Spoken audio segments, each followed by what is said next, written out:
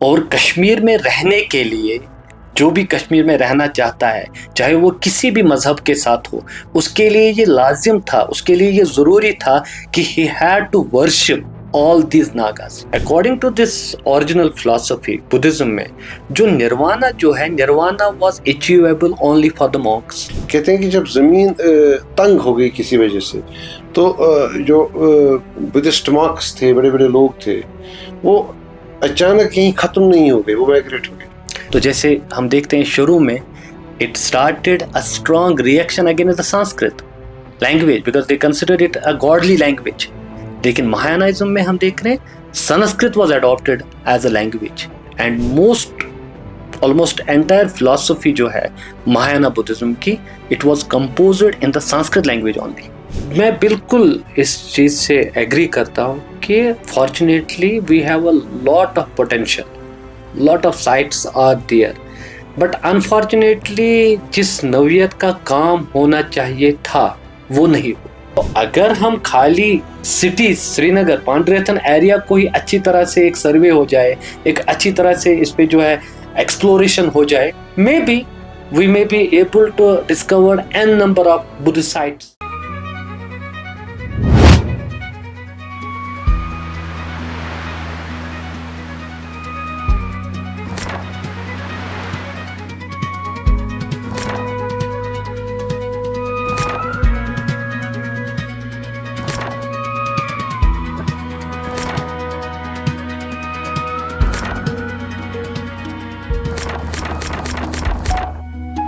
असी तु असी असी दौर कर पतवत।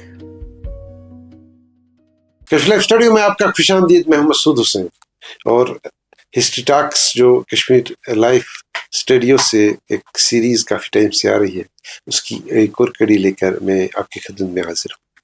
जैसा कि आप जानते हैं, कश्मीर की तारीख की कहानी बहुत लंबी है, 1000 दास्तान है, जिसमें टाइम तो लग जाएगा इसको सुनने सुनाने और इन कहानियों के जो माखिज़ हैं उनको देखने के लिए और परखने के लिए। तो आज की इस कड़ी में हम ये देखने की कोशिश करेंगे जो इनिशियल इनहेबिटेंट्स कश्मीर के थे, नागाज, उनका जो उनके जो अकायद थे और वो अकायद कहाँ से आए थे और उन अकायद में कौन सी तब्दीलियाँ आ गई जो बाद में वो बुद्धिज़्म की तरफ माइल हो गए। तो इस मौजू पर हमने आज दावत दी है एक जवान उस्ताद और मुहक्किक जिन्होंने हिस्ट्री पर काम किया है, डॉक्टर यूनुस रशीद साहब, जो यूनिवर्सिटी ऑफ कश्मीर के हिस्ट्री डिपार्टमेंट में पढ़ाते भी हैं।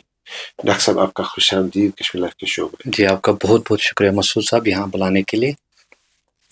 शुरुआत ये जो बेसिकली हम कहते हैं, ये जो नागाज थे, नागाज जो हमारे पानी के वसाइल थे, खुसूसन जो स्प्रिंग्स थे, उनसे बहुत ज़्यादा उन्स था, मोहब्बत था, इस हद तक कि वो फिर उनकी इबादत ही करते थे। और ये जो ये बात है, इसके माखिज़ात क्या है, ये हम कैसे मान लें कि यही सही है? जी, जैसा आपने फरमाया कि अगर हम कश्मीर की बात करें, मुझे लगता है कि इससे पहले कि हम नागाज़ की बात कश्मीर में करें, ये ज़रूरी है कि यहाँ की ज्योग्राफी उसको थोड़ा सा समझने की ज़रूरत है। और दूसरा ये कि ये जो नाग ट्रेडिशन जो है या नाग मज़हब जो है, ये सिर्फ कश्मीर में नहीं था। अच्छा। बल्कि इसके जो हमें ओरिजिन्स है या इसकी जो एविडेंसेस जो है वो हमें बाकी जगह से भी मिलती है। और मुझे लगता है कि कश्मीर में नागा ट्रेडिशन को समझने के लिए ज़रूरी है कि हम इसको एक ब्रॉडर पर्सपेक्टिव में समझने की कोशिश करें। तो जैसा आपने कहा कि अगर हम नाग की बात करें, ये जो नाग जो है, सबसे पहले हमें ये समझने की कोशिश करनी है कि मतलब ये डिस्कोर्स जो है कहाँ से आया, कैसे आया, हम तक कैसे पहुँचा। तो इसमें हमारे पास जो एक इम्पॉर्टेंट टेक्स्ट है, हालांकि वो टेक्स्ट जो है वो बहुत बाद में लिखी गई 7th सेंचुरी में, एक पुरानी टेक्स्ट है जिसको हम नीलमत पुराना कहते हैं।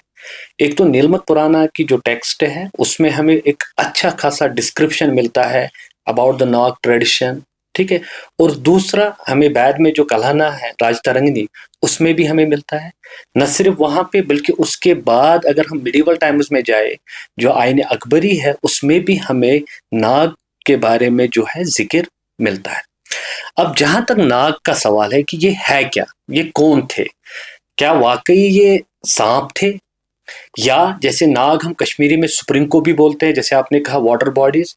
तो यहाँ पे जो नीलमत पुराना जो है, जो मेन टेक्स्ट जो है, main source of information about the Naga in Kashmir जो है, तो इस टेक्स्ट में हमें नाग के दो कनोटेशंस मिलते हैं।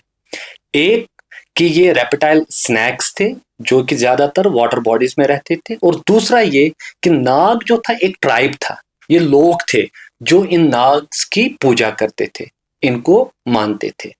और जहां तक इस ट्रेडिशन का सवाल है, अगर हम मतलब ब्रॉडर पर्सपेक्टिव में देखें, तो हमें वेदास में भी, रामायणा में भी और पुराणास में भी नाग्स का बाकायदा जिक्र मिलता है। अच्छा, बिल्कुल।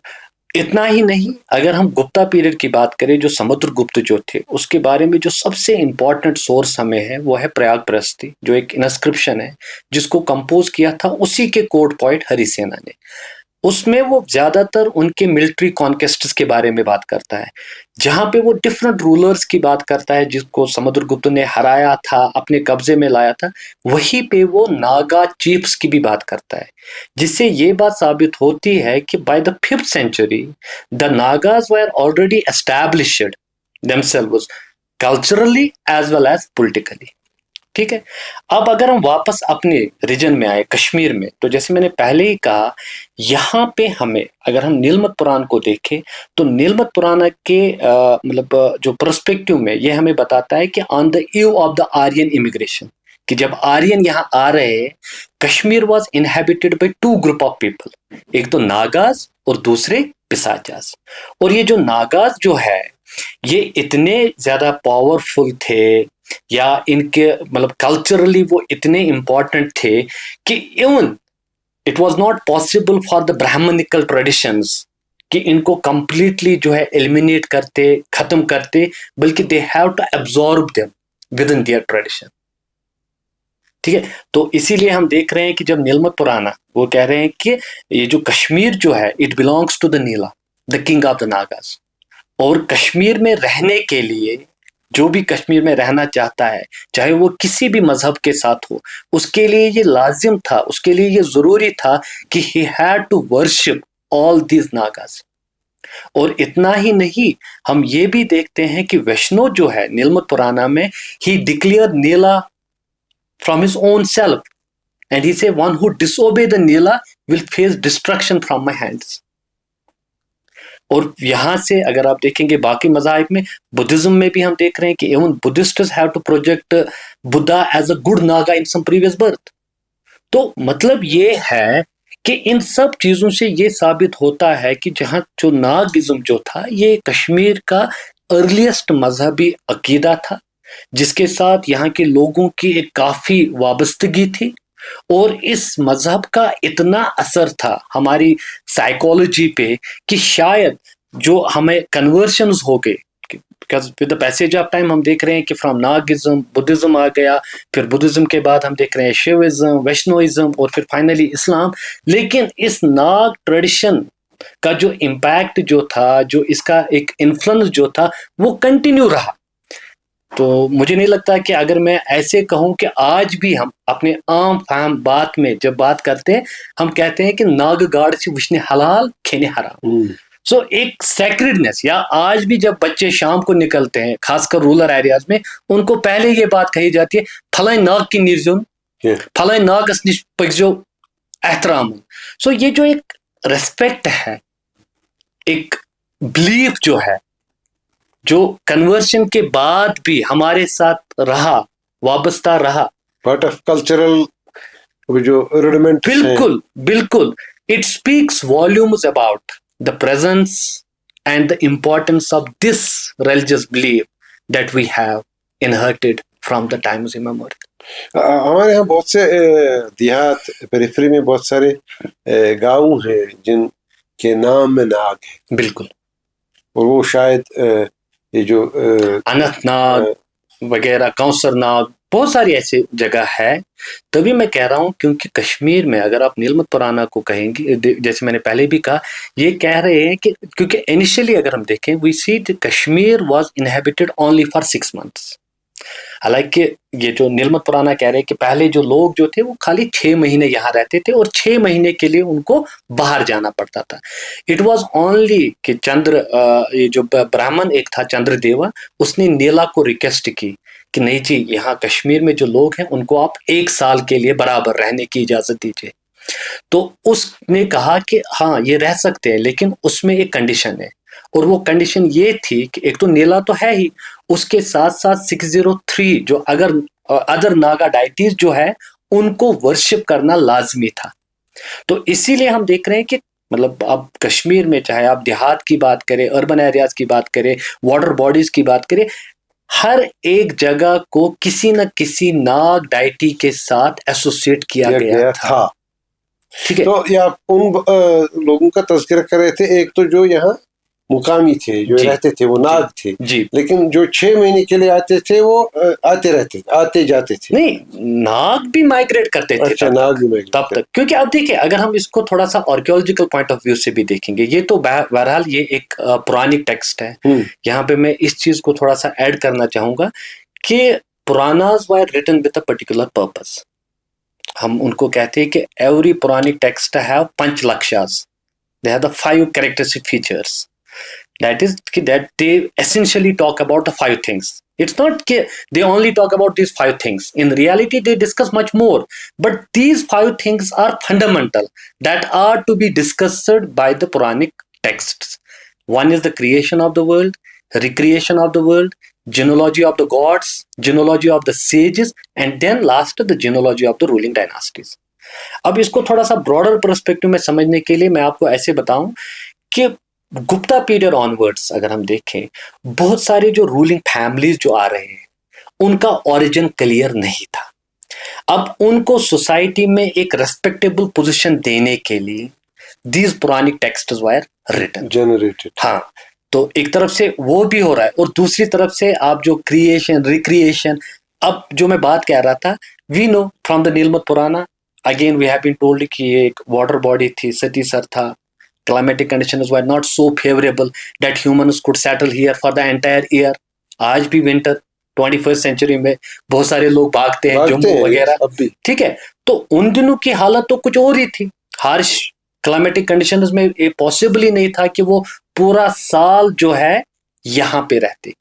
लेकिन फिर आहिस्ता आहिस्ता हम देख रहे हैं क्लाइमेटिक चेंज भी हुआ, पानी जो वाटर लेवल है ये मेगालिथिक पीरियड ऑनवर्ड्स हम देख रहे हैं डाउन हो रहा है, राइस कल्टीवेशन जो है वो स्टार्ट हो रहा है। सो अब करेवा से लोग जो है वो प्लेन्स की ओर आ गए। अब राइस जो था it was a different crop in comparison to maize, barley या बाकी जो थे, क्योंकि इसकी पर कैपिटा जो प्रोडक्शन थी वो बहुत ज्यादा थी, क्योंकि रहने के लिए खाना भी चाहिए। अब जब एक सरप्लस आया, ठीक है, so now it was easy for the people to live for the entire year. लेकिन अब इसी चीज को आप देखिए नीलमत पुराना कैसे एक रिलीजियस पिक्चर में डाल रही है कि उनको जो चंद्रदेव ने एक रिक्वेस्ट की नीला को, तो नीला ने कहा कि ठीक है आप रह सकते हो, not only the Nagas but people who might be belonging to other faiths, ठीक है, तो वो भी रह सकते हैं, लेकिन condition was that they have to worship एक तो Nila plus the other 603 Naga deities. और उस पे उन्होंने अलग अलग, एक तो जैसे आपने प्लेसेस का कहा वो भी था, because Kashmir was put under the protection of the Nagas. आपके नॉर्थ से भी था, साउथ से भी था, ईस्ट से भी था, जिनको who are consider as the guardians of this land who protect the territory. और ये भी कहा कि अगर आप इनकी वर्शिप नहीं करेंगे, अगर आप इनका जो इनका हक है पूजने का, अगर आप उस तरह से उनको नहीं पूजेंगे तो यहाँ पे आप पीसफुली नहीं रह सकते। अब एक चीज बताइए डॉक्टर साहब मुझे कि ये जो यूजुअली क्या होता है कि हिस्ट्री जो है एक जमाने में आर्ट्स हुआ करता था, ह्यूमैनिटीज में भी अब भी है, लेकिन हिस्ट्री अब एक साइंस बन गया है। बिल्कुल, अब हम हर एक चीज की एविडेंस ढूंढते हैं। बिल्कुल। तो ये जो नागा इरा था कश्मीर का, इनिशियल इरा, प्रीहिस्ट्री हम कह लें, क्योंकि नाग दौर का कुछ ज्यादा अवेलेबल नहीं है हमें। तो आपने जिन चीजों का तज़किरा किया जो माखिज हैं इसके, sources of what we are saying और we tend to believe on them, तो क्या कोई आर्कियोलॉजिकल फाइंड हुई है कभी, या कोशिश हुई है कि जिससे ये एस्टेब्लिश हो जाए जो इन सोर्सेज में लिखा गया है? देखिए, अनफॉर्चुनेटली अभी तक हमें कोई कंक्रीट आर्कियोलॉजिकल एविडेंस नहीं मिली। जैसे मैंने शुरू में भी अर्ज किया कि नाग वर्शिप की जहां तक हम बात करें या नागा कल्ट की अगर हम बात करें, ये खाली कश्मीर सेंट्रिक नहीं है, बल्कि बाहर भी, खासकर अगर आप छोटा नागपुर एरिया की बात करें सेंट्रल इंडिया में, वहां पे हमें बाज़ाब्ता नाग के जो है स्कल्पचर्स मिलते हैं, इनकी एक मटेरियल रिप्रेजेंटेशन मिलती है। या आप वो छोड़िए, इवन जम्मू के रीजन की अगर हम बात करें, वहाँ पे हमें नाग बोईज जो है वो बिल्कुल अभी भी हमें मिलते हैं। वहाँ पे बहुत सारे टेम्पल्स जो है which are associated with this worship. लेकिन अनफॉर्चुनेटली कश्मीर में हमारे पास अभी तक ऐसा कुछ नहीं मिला है। और शायद इसी वजह से अगर हम देखें कि कुछ जो स्कॉलर्स है, चाहे प्रोफेसर गुलशन मजीद साहब की बात करें, प्रोफेसर शफी शौक साहब की बात करें, या खालिद बशीर साहब की बात करें, तो उनका शायद ये मानना है कि since there is no material representation of the Nagas, या मटेरियल कल्चर में ये नाग ट्रेडिशन हमें है ही नहीं, so they believe that it is basically an imagination, a Brahmanic imagination that was made possible through this text, that is नीलमत पुराना। लेकिन यहाँ पे मैं एक चीज अर्ज करना चाहता हूँ कि अगर हम देखें, सबसे पहले हमें, मुझे लगता है इस चीज को भी मानना जरूरी है कि शायद अभी तक हमारे यहाँ जो आर्कियोलॉजिकल काम हुआ है बहुत कम हुआ है, बहुत कम हुआ है। तो इस बहुत कम पे अभी इतना, मतलब ये कहना कि what is not materially present may not have existed, ये थोड़ी जल्दबाजी हो, कह नहीं सकते। एक दूसरा ये कि मान लीजिए अप टू 1921 अगर हम इंडिया की भी बात करें, because the Indus valley civilization या इंडस सरस्वती सिविलाइजेशन जो है तब तक डिस्कवर नहीं हुई थी। तो आम तौर पे यही माना जाता था कि that the foundation of Indian culture and civilization has been laid by the Aryans. लेकिन 1921 में जब हड़प्पा डिस्कवर हुआ, so it take the history of India back to some 4000 years. रातों रात पूरा जो है अंडरस्टैंडिंग जो थी वो चेंज हो गई। तो वो तो वही था, the only thing was that it was not discovered. May be in near future यहां पे हम कोई ऐसी साइट एक्सक्यूएट करें जहां से हमें ये मिले। एक तो ये है। दूसरा ये है, हमें यहाँ पे इस चीज को भी समझना है कि जब हम बिलीफ सिस्टम्स की बात करते हैं, जैसे आपने खुद भी शुरू में कहा कि ये जो नाग बिलीफ जो है, ये बिलीफ एसोसिएटेड है with the water bodies. So there were already water bodies, they were there naturally, they were there, so they did not need necessarily a physical representation. क्योंकि फिजिकल रिप्रेजेंटेशन, मेरे हिसाब से, मैं गलत भी हो सकता हूं, फिजिकल रिप्रेजेंटेशन हमें शायद उन चीजों की चाहिए जो हम विजुअलाइज नहीं कर सकते हैं। सही बात है ना? This more convincing. तो वहां पे आपके पास ऑलरेडी एक नाग है, उस नाग के साथ आप ऑलरेडी आपका एक अकीदा है। It takes me to the medieval times कि वी हैव बीन टोल्ड कि ये जो बाबा दाऊद खाकी अलैहि रहमा जो है, वो एक नाग पे वजू करने गए थे, तो वहां पे कुछ डिस्टर्बेंस, मतलब वहां पे जो था उन्होंने डिस्टर्ब, तो उन्होंने अपने पीर हजरत सुल्तान से अर्ज किया। सो we have been told that he convey all the nags and converted them to Islam. तो मतलब ये कि that these deities, now whatever you call them, they were residing in the water bodies, and water bodies were the part of our geography. So जिन लोगों को उनको पूजना था वो तो वहीं पे था। तो पॉसिबली उस वजह से मुझे नहीं लगता कि मटेरियल रिप्रेजेंटेशन की शायद कोई जरूरत ना हो, और कभी मिले तो अच्छी बात। हाँ, वो तो। लेकिन एक बात मैं आपको, मतलब ये अभी हम इन्हीं 2, 4, 10, 15 रेफरेंसेस की बुनियाद पर हम एक बड़े इरा की बात करते हैं जी। लेकिन आपके हिसाब से जो कश्मीर का नाग इरा था कितना लंबा था? देखिए, अगर हम बात करें, मतलब हिस्टोरिकली अगर हम इसकी हिस्टोरिसिटी पे जाए, तो न सिर्फ ब्राह्मणिकल टेक्स्ट जैसे नीलमत पुराना है, बल्कि we have also the Buddhist texts. Buddhist texts में वी हैव बीन टोल्ड कि जब थर्ड बुद्धिस्ट काउंसिल हुई पाटलिपुत्रा में, जो मौर्यन किंग अशोका के टाइम पे हुआ, तो उसके बाद जो है मिशनरीज को डिफरेंट डायरेक्शंस में भेजा गया for the propagation of Buddhism. तो इसी सूरत में एक मिशनरी कश्मीर और गंधार भी भेजा गया, मजहांतिका। तो मजहांतिका जब यहाँ आते हैं, so he had confrontation with the Nagas. Yes, जो चीफ उस वक्त नागास का था अरावला, उसके साथ उसका एक कन्फ्रंटेशन होता है।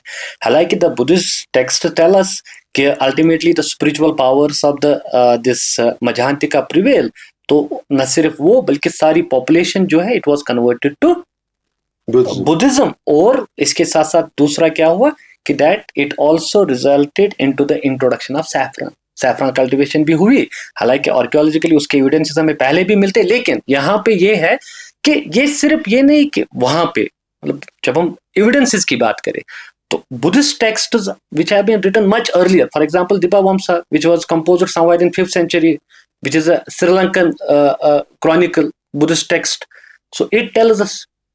इसी तरह एक और डिस्कोर्स जो है, वी हैव बीन टोल्ड कि जो बुद्धा जो थे उसके जो एक फेवरेट डिसिपल थे आनंदा, उसने एक बार उसको बोला था कि in the future a monk by the name of Majhantika will go to the land of the Bilu waters, and they refer it to Kashmir, and he will propagate the faith of Buddhism there।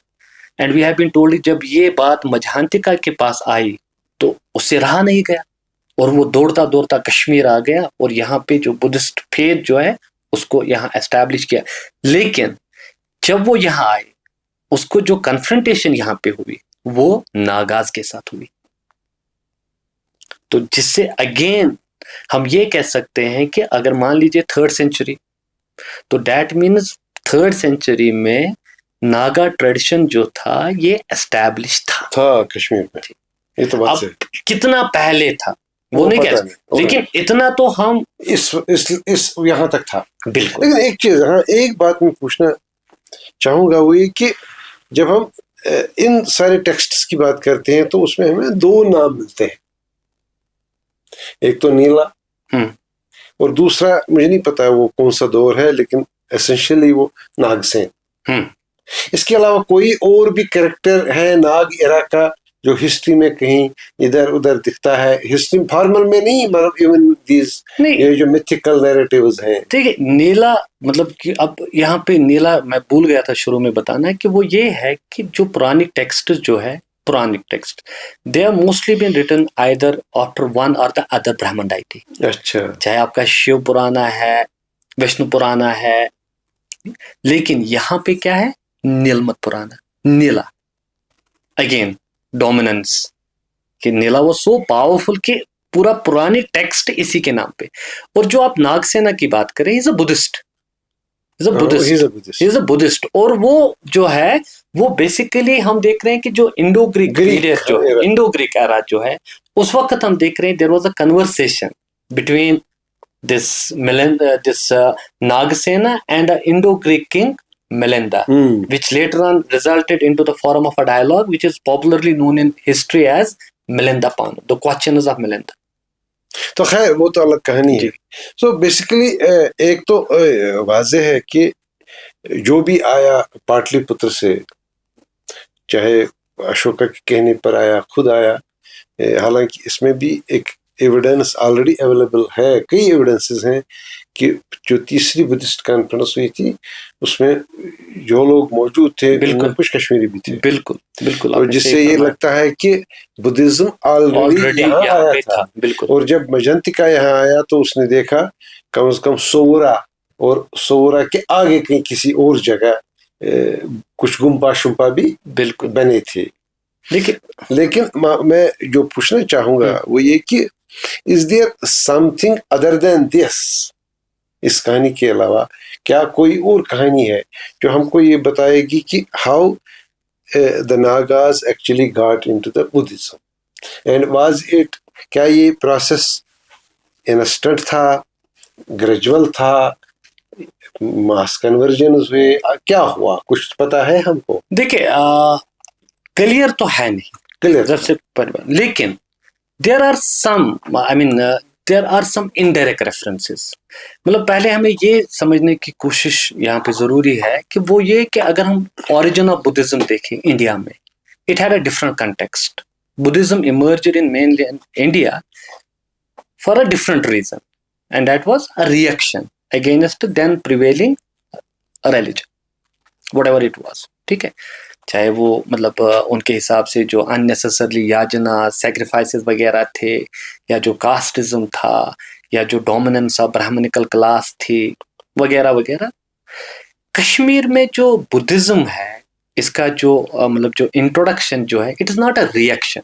First we need to understand that it is not a reaction per se कि इनको नागास को यहाँ पे खत्म करना है तो इसलिए आगे नहीं। It is basically the outcome of a interaction, a cultural interaction that have already started much before। क्योंकि अगर आप सेमथन पे जाएंगे तो वहां पे हमें एनपीपीडब्ल्यू, ठीक है, तो एनपीपीडब्ल्यू जो है वो 6th-4th सेंचुरी बीसी, तो that means contacts with the Gangetic basin जो है वो ऑलरेडी स्टार्ट हुए थे। अब खाली वहां से करेंसी नहीं आएगी, वहां से खाली ये जो पोट्री नहीं आएगी, बल्कि ideas have also started travelling. एक तो ये। दूसरा जो मेरी जाती राय है इसमें, जैसे मैंने आपको ये भी अभी कहा कि this is also the period जब हम देख रहे हैं introduction of rice. Now rice is all together different economy. अब आपके पास मतलब एक प्रोडक्शन इंक्रीज करने के एवेन्यूज है, लेकिन इस प्रोडक्शन को इंक्रीज करने के लिए आपको और भी कुछ चीजें चाहिए। दैट इज कि कैटल को सेव करना है, फर्टिलाइजर्स चाहिए। सो मेरे हिसाब से जो बुद्धिज्म की जो एक मैसेज जो थी, it had a mass appeal in the Gangetic basin, because Buddhism in the beginning was very simple. बाद में इसमें भी चेंजेस आए, बाद में ये भी कॉम्प्लिकेट हो गया, कॉम्प्लेक्स हो गया, लेकिन शुरू में ये एक बिल्कुल सिंपल था। क्योंकि बुद्धा जो थे, he never claim that he is going to establish a new religion, he never claim that, he simply want to create a space, a free space for the man in the otherwise godly created world, कि जहां पे वो थोड़ा सा अपने हिसाब से सोचे, अपने हिसाब से कुछ करे, एक फ्री विल के हिसाब से, जैसे हम देखें। तो शायद वो एक अपील जो थी, एक इगैलिटेरियन अपील जो थी, वो एक वजह बन गई। और यहाँ पे जो हम देख रहे हैं कि बुद्धिज्म जो है, और फिर जैसे मैंने पहले भी कहा, इट्स नॉट पॉसिबल कि कन्फ्रंटेशन नहीं हुआ, क्योंकि हम देख रहे हैं कि बुद्धिस्ट टेक्स्ट जो है, they are projecting Naga Buddha, a good Naga in some previous birth. So just to give this impression to the people कि that this is not something a new religion, even Buddha was a Naga. So by worshipping Buddha you are basically worshipping the Naga. सो जब आप ऐसे accommodative माहौल में आते हैं तो नेचुरली इसमें कन्वर्शन वगैरह जो है वो इजी हो जाता है। और फिर ये भी है कि उसके बाद जो यहाँ पे जो एक पॉलिटिकल चेंज हुई, चाहे इंडो ग्रीक्स या फिर बाद में हम कुशान्स के टाइम पे आते हैं, तो नेचुरली एक पॉलिटिकल पैटर्नेज जो बुद्धिज्म को मिली, तो उस वजह से भी बुद्धिज्म जो है काफी हद तक यहाँ पे जो है स्प्रेड हुआ। लेकिन एक इंटरेस्टिंग चीज है, बुद्धिज्म यहाँ तो आया, अपनी टांगों पे आया, और उसके बाद ही मजंतिका आ गया। लेकिन जब बुद्धिज्म यहाँ आ गया, लेकिन ये बुद्धिज्म वो नहीं रहा जो बुद्धिज्म आया था, इसमें तब्दीली आ गई। बिल्कुल। देखिए, हाँ, हम देखते हैं कि जब बुद्धिज्म शुरू में जो ये था, it did not remain same even just after 100 years of Buddha's nirvana. क्योंकि इंसान की एक अजीब सी, मतलब मैं कहूँगा कि फितरत है कि शुरू में जो चीजें एक सोर्स ऑफ अट्रैक्शन बने थे, later on people started questioning on them.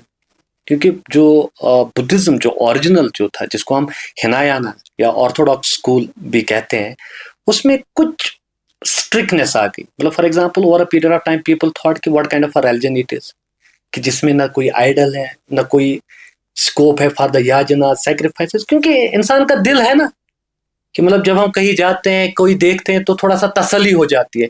तो वो तसल्ली वाली बात इसमें थी नहीं। और सबसे बड़ी प्रॉब्लम इसमें ये थी कि according to this original philosophy Buddhism में, जो निर्वाणा जो है, nirvana was achievable only for the monks. अब everyone can not be a monk, no, क्योंकि अगर हर कोई मॉन्क बनता सोसाइटी कैसे चलती। तो वो एक मसला था। अब इस क्वेश्चन को एड्रेस करने के लिए we see there comes Mahayana greater wheel. तो उसमें there was a concept of bodhisattvas, और वो क्या था कि every time Buddha will come, he will sought nirvana not only for himself but for the entire community. So you gave a free lesson to the people, do whatever you want, because at the end Buddha will come and he will sought nirvana for the entire community. लेकिन उस Mahayana Buddhism में अब जो बड़े बड़े scholars, मान लीजिए कश्मीर में भी नागसेना वगैरह, ये सारे वही कन्वर्टिस थे। अब ये तो नहीं था ना कि ये अपना पुराना जो इनका बैगेज जो था इसको छोड़ के अफ्रेश हो जाते इसमें कन्वर्ट। तो वो चीजें वहां से आ गई, और बहुत सारी चीजें जो है बुद्धिज्म में अब, because when Buddhism went out of its original place, it interacted with many of the new cultures, many of the new religions, it influenced, but at the same time it also got influenced. तो जैसे हम देखते हैं शुरू में it started a strong reaction against the Sanskrit language because they considered it a godly language. लेकिन Mahayanism में हम देख रहे हैं Sanskrit was adopted as a language, and almost entire philosophy जो है महायाना बुद्धिज्म की, it was composed in the Sanskrit language only. और साथ साथ फिर हम देखते हैं आइडल वर्शिप, रिचुअल्स, बाकी चीजें जो है वो आ गए। ये कब तक रहा Buddhism as reigning faith of Kashmir? ठीक है, अगर हम इसका जो एक पॉपुलर फेज जो रहा यहाँ पे डोमिनेंट, वो कुशाना पीरियड तक रहा, क्योंकि उसके बाद 6th सेंचुरी में हम देख रहे हैं कि मेहरकुला जैसे ही आते हैं, जो एक हुन रूलर थे जिसके बारे में कल्हना भी कह रहे हैं कि ये बड़ा जालिम था। और in fact there are so many episodes which are there in the Kalhana's Rajatarangini. पानी पीपी का गाली दे रहा है उसको। हाँ, और कह रहा है कि भाई उसने कितना जुल्म किया, क्या किया। और इतना ही नहीं, न सिर्फ कि उसने यहाँ मतलब जो बाहर से गंधारा से वो जो ब्राह्मणों को ला रहा है, उनको अगरहारास दे रहा है, उनको यहाँ पे पैट्रोनाइज कर रहा है, बल्कि यहाँ के ब्राह्मणों को भी वो बड़ा ना जो है, न सिर्फ बुद्धिस्ट को बल्कि ब्राह्मणों को भी वो पेट रहा है कि भाई आपने कैसे इनको इतना टाइम तक जो है टॉलरेट किया। तो नेचुरली वो एक पॉलिटिकल शिफ्ट जो हुआ। और फिर 6th सेंचुरी ऑनवर्ड्स हम देख रहे हैं कि ब्राह्मणिकल ट्रेडिशन, जिसमें ज्यादातर हम देख रहे हैं शिविज्म और वैष्णविज्म जो है वो एक डोमिनेंट कल्ट्स रहे कश्मीर में। लेकिन उससे पहले जैसे मैंने कहा कि 3rd सेंचुरी से लेके 6th सेंचुरी तक कश्मीर में बुद्धिज्म का बोलबाला था। लेकिन एक चीज मैं आपसे पूछना चाहूंगा, वो ये कि बेसिकली ये बात सही है कि कश्मीर में बुद्धिज्म को एक स्टेट की सरपरस्ती हासिल थी, लेकिन फिर कुछ किंग आ गए या हमलावर आ गए, जो भी थे, उनको ये रास नहीं आया तो उन्होंने थोड़ा सा सप्रेस भी कर दिया। लेकिन उस सप्रेशन के बाद भी कुछ लोग आ गए जो चाहते थे कि बुद्धिज्म कश्मीर से नापेद ना हो, खत्म ना हो, तो उन्होंने उसको एनकरेज किया। अब देखो बड़े बड़े बादशाह आ चुके हैं जिन्होंने इसको किया। तो मतलब मुझे लगता है कि rather than abruptly marking an end of it, नहीं, ऐसा नहीं है, अब्रप्ट नहीं होगा ये, ऐसा नहीं कि ये अचानक सीन पे आ रहा है और अचानक गायब हो रहा है, ऐसा कुछ नहीं है। और यहाँ पे मसूद साहब मैं आपको ये भी बताना चाहूँगा कि कश्मीर में अगर हम रिलीजियस हिस्ट्री की बात करें, Kashmiris have always been flexible, they have always been accommodative. और जितना हमें बाकी एरियाज में वो जो रिलीजियस प्रोसिक्यूशन की जो एग्जाम्पल्स मिलते हैं, कतर गारत की जो एग्जाम्पल्स मिलते हैं, कश्मीर में वैसा कुछ नहीं। हाँ, -1 और 2 लार्जली अगर हम देखें तो वैसा कुछ नहीं है। ठीक है, यहाँ पे हमेशा अब the best part about Kashmir अगर हम देखें, चाहे वो बुद्धिज्म हो या कोई और रिलीजन हो, हमने इन बाहर के, हालांकि ये मैं कहना चाहूँगा कि अगरचे कश्मीर किसी एक पर्टिकुलर रिलीजन की बर्थ प्लेस नहीं है, न रही है, लेकिन जितने भी मज़ाहिब यहाँ पे आए, कश्मीर के जो इंटेलेक्चुअल्स थे, जो यहाँ के ऋषिज मुनीज, जो स्कॉलर्स थे, उन्होंने न सिर्फ उन रिलीजन्स को एक्सेप्ट किया, बल्कि दे further worked on them, they improved on them, and they also became instrumental in taking those religions to the different parts of the world. ये पॉसिबल नहीं था विदाउट द स्टेट पैटर्नेज। क्योंकि state का भी ये था, उनको भी ये था कि भाई we can not go always against the wish of the masses. And all of a sudden रातों रात किसी रिलीजन को खत्म करना पॉसिबल नहीं था। तो महरकुल के बाद जो आप कह रहे थे, हम देख रहे हैं कि मेगावाना जब आ रहा है, फिर से हम देख रहे हैं रिवाइवल बुद्धिज्म का। और जब ह्यूनसांग यहाँ आ रहा है, वो बड़ा इत्मीनान होके कह रहा है कि अगरचे बुद्धिज्म का डिक्लाइन हुआ बाकी जगह पे, but he considered Kashmir still as a seat of learning for the Buddhist studies. और वो ये भी कहता है कि अगर कोई बुद्धिज्म को समझना चाहता है, अंडरस्टैंड करना चाहता है, शायद it's not possible for him unless and until he will not pay a visit and sit here and learn under the feet of the Kashmiri Buddhist scholars. तो ये तो साबित हो रहा है कि जनाब 7th सेंचुरी में भी जब शिविज्म और वैष्णविज्म ऑलरेडी यहाँ पे मतलब स्टार्ट हुआ था, तब भी हम देख रहे हैं कि बुद्धिज्म का बोलबाला अभी भी था। लेकिन फिर बुद्धिज्म, हर एक रिलीजन का अपना एक नेचुरल डेथ भी होता है। We can not put everything to the state, everything to the this political narrative और पॉलिटिकल पॉलिसीज। तो आहिस्ता आहिस्ता हम देख रहे हैं कि ब्राह्मणिकल रिलीजन, खासकर अगर आप देखेंगे वैष्णविज्म में जो एक पुरानी प्रोसेस जो चली, जिसको हम पुरानिक प्रोसेस भी कहते हैं, this Puranic process made Brahmanical tradition so flexible, so accommodative, कि जो शायद एक टाइम पे बुद्धिज्म की अपील थी, वो अपील अब लोगों को इनमें मिली। क्योंकि वैष्णविज्म में हम देख रहे हैं कि कंसेप्ट ऑफ अवतार जो था, इनकॉर्नेशन, कंसेप्ट ऑफ कर्मा जो था, डॉक्ट्राइन ऑफ भक्ति जो था, या जो अहिंसा का जो इसमें कंसेप्ट था, it attract, it has something to offer to every section of the society. तो उस वजह से भी हम देख रहे हैं कि लोग जो है अब जोग दर जोग इन नए मजाहिब की ओर जा रहे थे। नहीं कि there was some political pressure या there was a force from the state कि कन्वर्ट वगैरह, वैसा नहीं। एक चीज जो बुद्धिज्म, कश्मीर बुद्धिज्म के हवाले से कहा जा रहा है कि वो ये कि कश्मीर का बुद्धिज्म जब जमीन तंग होगी किसी वजह से, डिक्लाइन से भी हो सकता है, तो नॉर्मल होता है कि मतलब एक साइक्लिक थ्योरी ऑफ लाइफ होती है कि आप क्लीन से शुरू करते हो और दुनिया के गुनाह धोते धोते आप खुद अनक्लीन हो जाते हैं। आप समझ गए? बिल्कुल। ये फैमिली पे भी है, सोसाइटीज पे भी है। तो लेकिन ऐसा हो सकता है कि कहते हैं कि जब जमीन तंग हो गई किसी वजह से, तो जो बुद्धिस्ट मॉन्क्स थे, बड़े बड़े लोग थे, वो अचानक यहीं खत्म नहीं हो गए, वो माइग्रेट हो गए। बिल्कुल। आप देखिए ना कि जैसे मैंने पहले भी अर्ज किया कि कश्मीरियों ने न सिर्फ बुद्धिज्म को अडॉप्ट किया, यहाँ पे मैं चाहूंगा कि 4th बुद्धिस्ट काउंसिल का प्लीज, हाँ, अगर हम फिर से देखें कल्हना को, हालांकि there is a controversy, Kalhana tells us कि कनिष्का के टाइम, जो कनिष्क जो थे कुशानास के एक बड़े जाने माने, बड़े पॉपुलर किंग रहे हिस्ट्री में कुशानास के, वो बड़े ये जो मतलब एक स्ट्रॉन्ग फॉलोअर थे बुद्धिज्म के, and he was very keen to read the Buddhist texts.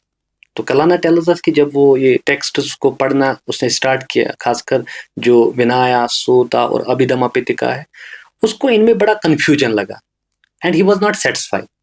तो उसने चाहा कि नहीं जी, ये जो कंफ्यूजन है, ये जो अब और अ पीरियड ऑफ टाइम जो मिसकंसेप्शंस वगैरह हुए हैं, इनको किसी तरह दूर किया जाए। तो फॉर दैट ही थॉट कि let's have a Buddhist council. तो शुरू में उसने कहा कि चलो जी, invitation should be open to all, लेकिन नंबर ऑफ स्कॉलर्स इतना ज़्यादा था कि इट वाज नॉट पॉसिबल। फिर आहिस्ता आहिस्ता करके फाइनली दे एग्रीड ऑन कि ऐसे स्कॉलर्स को लाए जिन्होंने खासकर त्रिपिटिकास और कुछ और जो है बुद्धिस्ट फिलॉसफी को अच्छी तरह से समझा। सिटिल द नंबर वाज 499। फिर हुआ, उस पर बात हुई और इन त्रिपिटिकास को जो है रिराइट किया गया। फिर जैसे लास्ट टाइम आपके पॉडकास्ट में ही मैंने देखा, अजमल साहब भी बात कर रहे थे कि उनको फिर कनिष्का ने वो स्टोन स्लेब्स पे लिख के बॉक्सेस में रख के फिर कहीं पे दफनाया। ठीक है, अब चाहे बुद्धिस्ट काउंसिल हालांकि अभी तक जो कहते थे कि भाई शायद हारवन में पॉसिबली हुआ है, लेकिन लास्ट टाइम जो जहनपुर में जो एक्सक्यूवेशन हुई, मैं खुद भी उस साइट पे गया, अजमल साहब वहाँ पे थे, मुमताज साहब थे, तो मैं गया वहाँ। तो I found it very interesting for 2-3 reasons. One, कि that the site is just on the bank of the Jhelum, Yes. which was the main this means of transport during those times. One. Second, it's located on the highway जो हमें connect करता था with outside world. And third, जब हम उस site को देखते हैं, I was discussing with doctor Ajmal, तो ही टोल्ड मी कि नॉट ओनली दैट ये जहनपुर, बल्कि इसके इर्द गिर्द के जो इलाके हैं वहाँ से भी हमें अच्छी खासी प्रेजेंस मिल रही है, सेटलमेंट्स वगैरह. तो शायद, और सबसे बड़ी बात, वहाँ पे 4 स्टूपास भी है, क्योंकि अगर आप इतनी बड़ी कॉन्फ्रेंस कर रहे हैं, यू नीड सम स्पेस जहाँ पे आप स्कॉलर्स को एकोमोडेट करें, और ऐसी जगह जहाँ पे कन्वीनियंट हो सबका आना. तो वो मुझे लगता है, आई एम नॉट श्योर, क्योंकि अभी उन्होंने वो स्टूपास पे हाथ नहीं लगाया है, तो may be if that happen, that can be a game changer for not only the history of Buddhism in Kashmir but for the entire world. Yes. तो I think we will be at the top of the Buddhist map if that happen. So I wish. The thing is कि लगता है शायद वहां पे जो है ये कॉन्फ्रेंस हुई है. अब देखिए उसके बाद क्या होता है कि यहाँ के स्कॉलर्स जो है कनिष्का भी डिफरेंट डायरेक्शंस में भेज रहा है, और फिर बुद्धिज्म जो है लद्दाख में गया, यहाँ से गया, चाइना गया, तिब्बत गया, बाकी जगह पे गया. चाहे आप संघ देवा की बात करें, संघ बद्र की बात करें, जो प्राइम मतलब की बुद्धिस्ट स्कॉलर्स थे, दे टुक द मैसेज. तो आपका कहना सही है कि जब यहाँ पे शायद जब कन्वर्शन हुआ, तो पहले कहाँ चले गए? करगिल. फिर करगिल में जब कन्वर्शन हो गया इस्लाम, तो वो कहाँ गए? लेह. तो it's but natural, people start looking for the new spaces, new places. तो वो भी एक रीजन रहा होगा, क्योंकि बाद में हमें ज्यादातर यहाँ पे जब हम कन्वर्शन की बात करते हैं, यहाँ पे बुद्धिज्म के ज्यादा ट्रेसेस नहीं मिल रहे, क्योंकि कन्वर्ट्स जो आ रहे हैं हमारे, वो तो ब्राह्मणिकल ट्रेडिशन से आ रहे हैं, जो इस्लाम में जा रहे हैं. तो बुद्धिज्म के कुछ ज्यादा ट्रेसेस नहीं है. So that means before the conversion यहाँ से जो है बुद्धिस्ट जो भी बचे थे, शायद उन्होंने ऑलरेडी माइग्रेट किया था. So बेसिकली डॉक्टर साहब, इस नॉलेज कन्वर्सेशन के आखिर में मैं तो ज़रूर चाहूँगा कि आप थोड़ा सा बहसते एक मौरख के, बहसते एक ट्रेंड हिस्टोरियन के मुझे बताएंगे कि किस दौर, किस सन, किस डेट को हम कहेंगे कि जब बुद्धिज़्म अमलन सीज हुआ, मतलब कंक्लूड हुआ, उसकी एक पूरी कहानी. लेकिन साथ ही ये भी बड़ी ज़रूरी बात आपसे पूछनी ज़रूरी है कि बुद्धिज़्म, कश्मीर का बुद्धिस्ट दौर जो था, ये उन अदवार में से एक है, शायद पहला दौर है, जिसके बारे में हमारे यहाँ मटेरियल एविडेंसेस की बहुतात है. तो क्या हम पूरी ज़मीन जो हमारी है हमने छानी है, या अभी इसमें कुछ और करने की ज़रूरत है, ताकि ये दौर जो था उसको पूरा डिकंस्ट्रक्ट हम कर पाएँ, या इसको पूरा बेहतर तरीके से अंडरस्टैंड कर पाएँ? क्या किया जा सकता है? जी, जहाँ तक आपके पहले सवाल का है कि बुद्धिज़्म, मेरा अपना एक साथी इस पे ये है कि हम नहीं कह सकते कि कोई भी मज़हब जो है कंप्लीटली जो है इसको ख़त्म किया जा सकता है, वो ख़त्म हुआ होगा. हाँ, अगर हम पैटर्नेज की बात करें, तो जैसे मैंने पहले भी अर्ज़ किया कि 6th सेंचुरी ऑनवर्ड्स हम देख रहे हैं कि यहाँ पे जो है बुद्धिज़्म का डिक्लाइन हुआ, और जो ब्राह्मणिक ट्रेडिशन है, चाहे शिविज्म है या वैष्णोइज्म जो है, क्योंकि उसके बाद स्पेशली अगर आप कारकोटा, उत्पाला, लोहराज वगैरह की बात करें, तो उस पूरे पीरियड में हम देख रहे हैं या तो शिवा या ज़्यादातर जो है वैष्णोइज्म को जो एक पैटर्नेज मिली, and most of the people जो है इन्हीं बिलीव्स को जो फॉलो कर रहे हैं. ठीक है. अब जहाँ तक दूसरे सवाल का जो है, मैं बिल्कुल इस चीज़ से एग्री करता हूँ कि fortunately we have a lot of potential, lot of sites are there, but unfortunately जिस नौयत का काम होना चाहिए था वो नहीं हुआ. जो कुछ पहले साइट्स एक्सकेवेट हुए, उनके रिपोर्ट्स अभी भी अवेलेबल नहीं है. मोस्ट ऑफ द साइट्स के क्या मिला, कैसे मिला, उसका एक कल्चरल कंटेक्स्ट जो है वो भी अवेलेबल नहीं है. अब जो थोड़ा सा काम हुआ जैसे मान लीजिए सैमथन पे राशिद साहब ने काम किया है कुशान को लेके, या अभी अजमल साहब या मुमताज साहब जो है जहनपुर को कर रहे हैं, उससे मतलब एक होप सी नजर आ रही है कि शायद आने वाले वक्त में हम जो है एक नई अंडरस्टैंडिंग जो है हमें मिल सकती है। लेकिन यहाँ पे जो है मुझे लगता है कि हम सब का एक कलेक्टिव रिस्पॉन्सिबिलिटी बनती है, चाहे वो स्टेट है, एनजीओज है, एकेडमिशियंस है, रिसर्च स्कॉलर्स है, हम सब का ये मतलब फर्ज बनता है कि we have to put our efforts. ठीक है, मतलब archaeologists are there in the field, लेकिन यहाँ पे मैं कहूँगा not only the material culture, there is also a need to revisit the literary traditions as well, क्योंकि जो हमारे पास एक बहुत ही रिच एक ट्रेजर था संस्कृत टेक्स्ट्स का, उन पे नो डाउट ट्रांसलेशन बहुत सारे टेक्स्ट का हुआ है, लेकिन वो ट्रांसलेशन बहुत बहुत पहले हुआ है। तब से लेके आज तक बहुत ही ज़्यादा मतलब जो है नए अप्रोचेस आए हैं, नए मेथड्स आए हैं, नया मतलब एक जो है हिस्टोरिकल जो है एनालिसिस हमारे पास है कि हम कैसे एक टेक्स्ट को बेटरली डील कर सकते हैं, और फिर उन टेक्चुअल एविडेंसेस को जो हमारे मटेरियल एविडेंसेस है उनके साथ जोड़ के एक बेटर अंडरस्टैंडिंग हम कैसे बना सकते हैं। मुझे लगता है उस चीज़ की बहुत ज़रूरत है।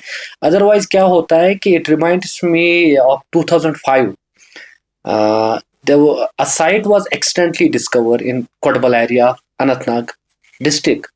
तो अनफॉर्चुनेटली पता नहीं क्या था, उन्होंने रातों रात साइट को एक्सक्यूएट किया। मैं बताऊंगा मकसूद साहब, I was a student that time, वो टाइल्स आज भी मेरे आंखों के सामने, इतने खूबसूरत टाइल्स कुशान पीरियड के।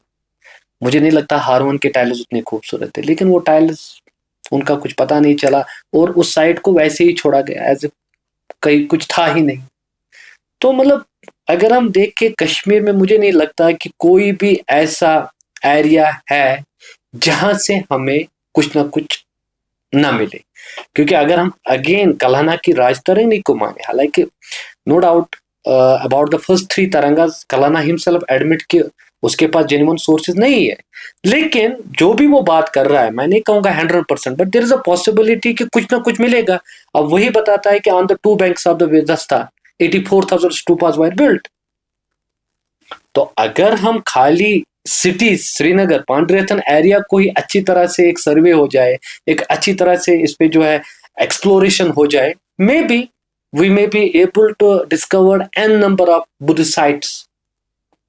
और फिर जैसे मैंने कहा कि कुछ काम हो रहा है, लेकिन देयर इज अ नीड कि आगे भी हम जो है काम करें ताकि नए साइट्स मिले, ताकि हमारी जो अंडरस्टैंडिंग है, जो शायद अभी भी हमारे पास कुछ डाउट्स है, उन डाउट्स को हम आगे फ्यूचर जनरेशन के लिए जो है क्लियर कर सकते हैं। और वो भी ये भी जरूरी है कि जो चीज़ जहाँ से बरामद हो जाए वो चीज़ वहीं रखी जाए, ताकि वहाँ की सोसाइटी और वहाँ का एकेडमिया उसकी हिफाजत भी करे और उससे उसको डिसिफर भी करते और डिकंस्ट्रक्ट भी करे, ताकि अपना जो उसका माजी है वो उसको बेहतर तरीके से समझ पाए। बिल्कुल मसूद साहब, आप देखेंगे जितने भी डेवलप्ड नेशंस है वहाँ पे ऑन साइट म्यूजियम्स होते हैं, क्योंकि otherwise it doesn't make a fun कि आपने कहीं साइट में एक्सक्यूवेट किया, वहाँ का मटेरियल उठा के पता नहीं आपने कहाँ रखा, फिर जब आप जाते एज अ लेमैन, ठीक है, आपको क्या समझ आएगा। लेकिन अगर वहीं पे ऑन स्पॉट एक म्यूजियम बना के उन चीज़ों को डिस्प्ले करके उनका एक डिस्क्रिप्शन रखा जाएगा, तो शायद आम लोग भी समझ पाएंगे, हाँ, और उनके लिए भी इजी हो जाएगा उस एरिया को, उसकी जो एक हिस्टोरिकल इंपॉर्टेंस है उसको अंडरस्टैंड करने में। और that is the way that we will be connected more with our past. तो खैर नाज़रीन, ये रही एक और knowledge conversation doctor Yunus Rashid साहब के साथ। आपने इनमें से कुछ बातें हैं जो इससे पहले के एक्सपर्ट्स आए हैं उन्होंने भी ऐसी बातें की, कुछ इस दौर का कुछ न कुछ टच ज़रूर किया, लेकिन हमारा मकसद इस हजार दास्तान को डिकन्स्ट्रक्ट करने का एक तरीका जो हमारे पास है वो ये कि क्योंकि हम अर्ली हिस्ट्री की बात कर रहे हैं, अर्ली हिस्ट्री एक ऐसा वास्ट सब्जेक्ट है जिसमें डिफरेंट चीज़ों को, मुख्तलिफ एक्सपर्ट मुख्तलिफ जावियों से देखते हैं। तो हम वो कोशिश करते हैं बहुत सारे एक्सपर्ट से बात करके, ताकि जो हम काम कर रहे हैं उसमें कोई नापुख्तगी ना रहे जो कल इबहाम या किसी कंट्रोवर्सी की वजह बन जाए। तो खैर, आपको आज की मुलाकात कैसी लगी, इस बारे में हमें आपकी आरा का इंतज़ार रहेगा। आप देख लीजिएगा कि ऐसा मुमकिन है कि आपके जहन में कुछ सवाल ऐसे आए होंगे जो सवाल हमारे जहन में नहीं आए, तो आप वो सवाल लिखिएगा, कमेंट में लिखिएगा, हमको लिखिएगा। हम कोशिश करेंगे उनके जवाब ढूंढने और ढूंढकर आप तक पहुंचाने के लिए, ये हमारी जिम्मेदारी है।